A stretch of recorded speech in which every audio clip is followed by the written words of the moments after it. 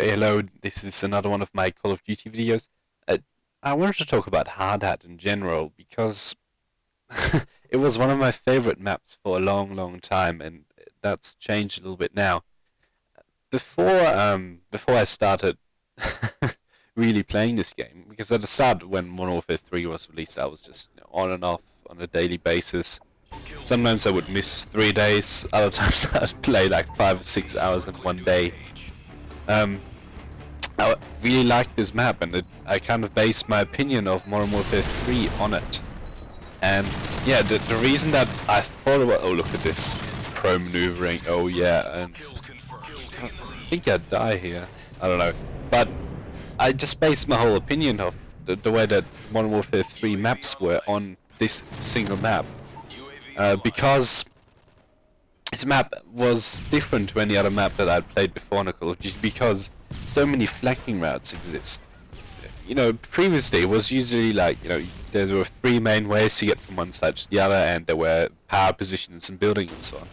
But this map, like if you see the area that I just walked through, there are 2 or 3 different ways you can get through that single area. There's right here, well, this is kind of a corridor, but there's just so many flank routes and so on. But I don't actually like this map anymore a whole lot because of the way that the spawns work on it. And that seems to be a pretty common problem on most of the maps, is that their downfall is the way that the spawn system works. Unless you have a silenced weapon, there's no way you can really safely push your way around the map, because they're just gonna spawn in front of you over and over, or they're gonna be spawning away from you, and you just run around the map like I'm doing right now and not finding it. And it's I don't know, I can't get a good consistency on this map for fast-paced games. Like I can get a good kill-death ratio every time, but the fast-paced stuff is not there yet. Because I think with the silencer, this map is much easier to play because you can actually keep flanking and you don't have to stop flanking, which is something that I was doing this game because I was just trying out different ways to use the MP7, as I have just unlocked it in my second prestige. I was just seeing, what I like, what I don't like about this weapon. And this game, oh god, what was I using? I think rapid fire kick. Even sure. When I die, I'll update you on that. But it certainly felt as though I just couldn't get a solid way to move around the map. But that was a horrible expression. I couldn't find a consistent way to move around the map. Usually I like to keep going in a certain direction and just keep on flanking, but that's just not possible on this map. Anyway, so I have a few thoughts on the MP7, and these are not final because I haven't finished unlocking all the different attachments and efficiency that you can have on it. God, I don't know how I died there. I was on full health, and that guy was just in a gunfight. Compensation. I didn't say that. Oh, and there I was just getting overly into it. But the MP7 is definitely a gun that's designed for aiming down the sights. I've tried to use it with hipfire, and there's just not enough bullets coming out of that thing to really be a good hipfire gun. Because when you use hipfire, you need spammability in a gun and not accuracy. I mean, accuracy is great and all, but when you're hipfire spraying, then you're looking for, moving about a whole lot, and then if you have a certain, 2x2 area of the screen that is just filled with your bullets, and it's much easier to move around much more than if it's one single pixel that is all where you're shooting. Oh, look at this. And yeah, kill him. Oh yeah. Ah, dead man's hand. But that's what happens if you use a riot shield. Way you can easily beat a riot shield is just jump around him and spray him down using hip fire.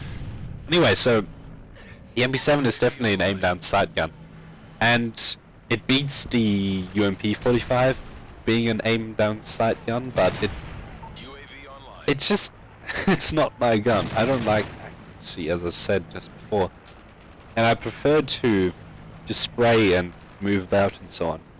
But I think with silencer and rapid fire and 2 attachments, obviously that allows you to have 2 attachments, this would be a pretty good gun because you can just motor them so quickly. And also, you can use this gun at crazy range. I've been using this gun as an assault rifle, and it's fine because it has no recoil whatsoever. The irons, oh god, jumping.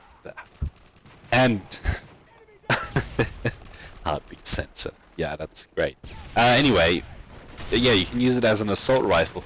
The only problem with it is that it has very fat iron sights, and that your accuracy at long range is a little bit hard to manage because of how much it feels, and if the target is really small, you know, it disappears behind the iron sights. But recoil-wise and damage-wise, this gun can certainly easily manage the long-range stuff. I've definitely noticed some differences in the way that this game provides lag compensation.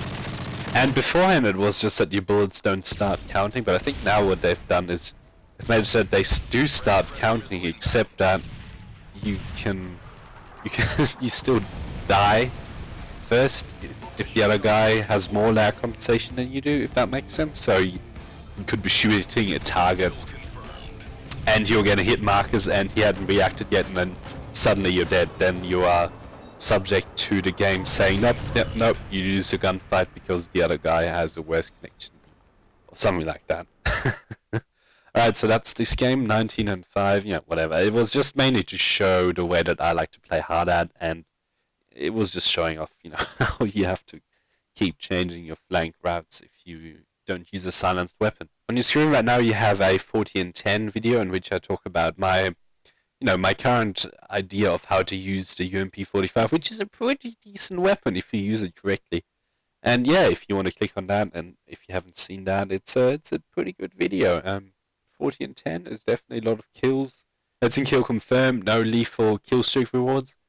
The other thing you can do on this screen is click on the Luftwaffles word in the top right corner, and that will take you to a page on which you will be able to subscribe to me very easily. I definitely suggest it. It's a very good channel, this one, and I put a lot of effort into it, and I think that people do like my content. So yeah, we'll see you next time.